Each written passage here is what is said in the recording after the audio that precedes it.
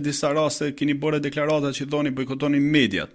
Mos ndoshta është një gjë që pastaj sepse këto mediat në një farë mënyrë dhe rrjetet sociale po i bëjnë që protestuesit të ofrohen brenda ose të mblidhen për të folë brenda gjithë këtyre parametrave që po i rendit pak më lart.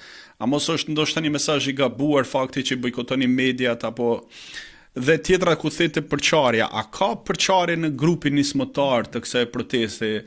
Ti modestisht e thu që unë jam kamarieri protestës, por ne e dim gjithë që i ke qenë një nga nismëtarët kryesor të kësaj proteste të bukur që po vazhdon.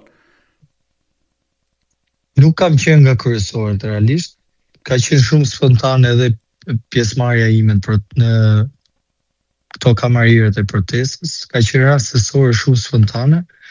Nuk ka përçarje, beso, vetëm këto aludimet në media sjellin normalisht stres, sepse çdo njeri pastaj fillon dyshon për diskutimet, për idetë që hedhin në tavolinë.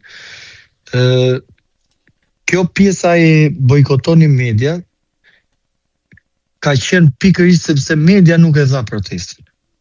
Pra nuk ka qenë se ne kemi inat me media, po organizimet e protestës të paktën 5 ditë e para kanë qenë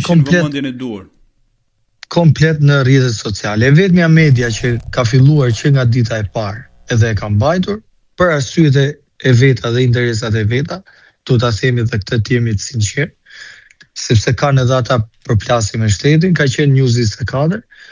Për fatin tonë mirë ka mbajtur këtë ritëm, jemi shumë të lumtur, edhe mediave tjera ju kemi bërë thirrje në momentin që ju bëni në mënyrë transparente transmetimin e të gjithë hapësirës së protestës, jemi të lumtur të na keni pas.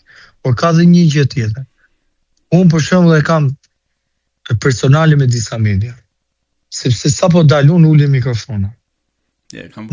Nuk i kam bërë asnjë media keq.